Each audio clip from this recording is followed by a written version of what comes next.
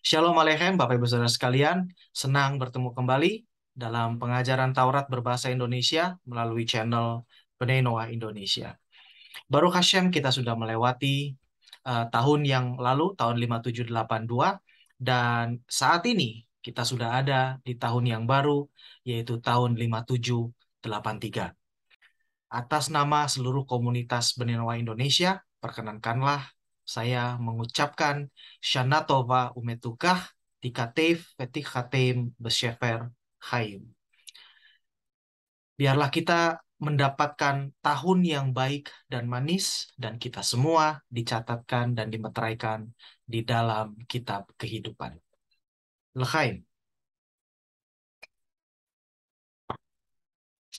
Sebagaimana yang sudah kita pahami bahwa Rosh Hashanah ataupun tahun baru itu adalah bagi seluruh umat manusia. Dalam kesempatan kali ini, Rabbi Moshe Perets, Rabbi yang menjadi Rabbi naungan dan otoritas dari komunitas Bnei Noah Indonesia, berkenan mengajarkan kepada kita makna daripada Rosh Hashanah, lalu dilanjutkan dengan Sukkot, dan yang menarik di sini adalah terkait dengan Yom Kippur, di mana Yom Kippur tidak relevan untuk Bnei Noah seluruhnya, ya. Dan di sini nanti Rabi akan menjelaskan mengapa Bnei Noah tidak relevan atau tidak memiliki relevansi dalam merayakan Yom Kippur. Selamat belajar, sampai jumpa kembali dalam pengajaran Taurat berikutnya.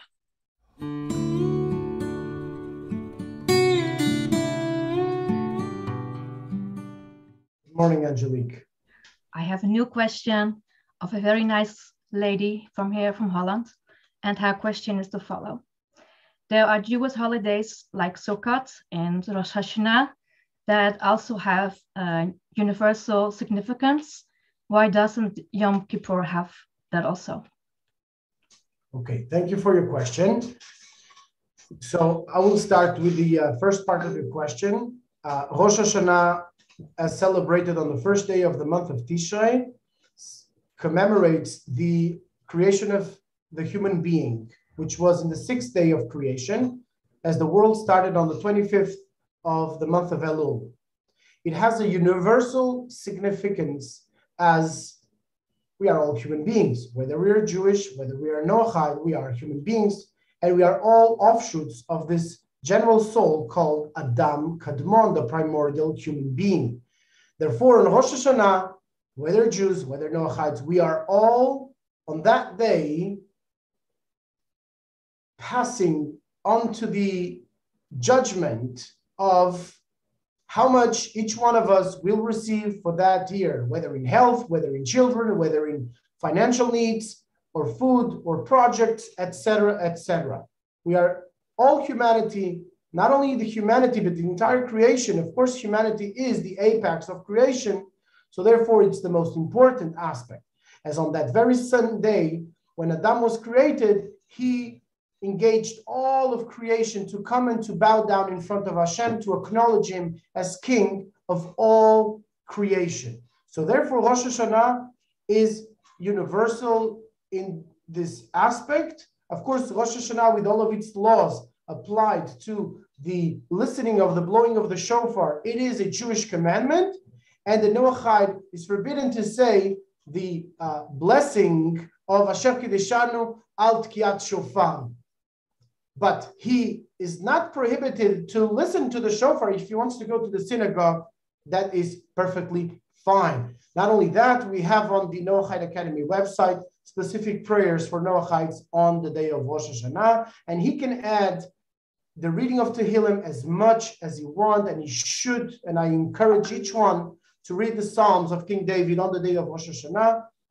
As you know, the day of Rosh Hashanah is a unique opportunity that lasts for 48 hours. So, as it says in Tehillim, Hashem, he doesn't slumber nor sleeps, especially on that day. And I would be very happy to expound further and further on this, but we would not have the time to do it at this point. You can find the link on the description below about the prayers for Rosh Hashanah for Noahides. Sukkot, as you know, is the most significant Jewish holiday, and it's written in the Midrash that will be the first Jewish celebration that all Noahides will celebrate when they will come to Jerusalem. We will all get together, as we used to do in the times of the second and the first temples, where each nation would bring one bull as a particular observance of the law of Sukkot, to bring a bull to uplift the entire nation, which is the representative of the strength. The bull is the strength to labor the land, the world, the physical dimension, and to uplift it to HaShem. Each nation and each individual should uplift his senses, his intellect, his daily work, his time with family. All should be with the fire of the divinity. As you know, in the temple, there was an image of the fire of a lion that would come and consume the sacrifice, to consume the bull. So we all should live in this way already right now. And that's the universal significance of Sukkot. And of course, the joy of Sukkot is huge.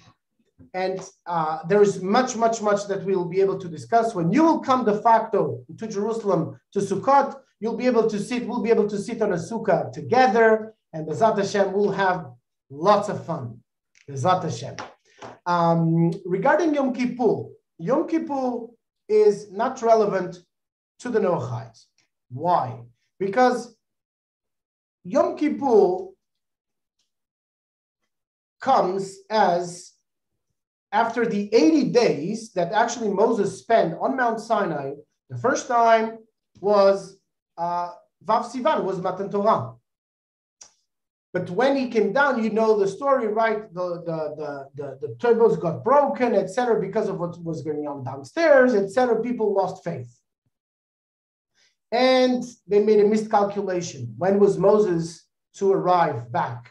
So too, you do understand that within this generation, there is also this miscalculation. When is Mashiach coming? When is not Mashiach coming? Everybody's trying to interpret already for a while. When is Mashiach coming? When is Mashiach not coming? And they start making mistakes of saying, okay, this is the Mashiach. This is the Mashiach. There are mistakes. So this is definitely irrelevant for Noahides. That's why Yom Kippur is irrelevant for Noahides. Only a Jew has the power to determine, because that's the way God decided, to look, this is Mashiach, and he is here. Okay, so Yom Kippur is the reenactment, it's Yom Chatunato, it's the day of his wedding, the day where Hashem and the Jewish people got married into this intrinsic unity, which he entrusted us to tell all humanity, look, this is Mashiach. This is the moment of your redemption. And this is what it is. Hashem says clearly, Va'alu Mosheim be'ar Tzion lishpot et har Esav, ve'bayom hahu yeh Hashem echad u'shmo echad, in Zechariah. And I will put the description below, Bezat Hashem. And he says, all of the Jewish people are the redeemers. The Mashiach is to the Jewish people what all of the Jewish people is to humanity. We have to understand it clearly. Humanity is doing a miscalculation of who is the Mashiach. It is no longer relevant. Every time that Noahides learn with a Jew in a proper way, this is already the redemption. This is the redemption that Hashem designed. And this is what we all should be busy with. Bezat Hashem, as much as we can. So now I think we understand clearly the relevance of Rosh Hashanah for Noahides, of Sukkot, and Yom Kippur is really specific to the Jews. Thank you for your answer. And next time, another question.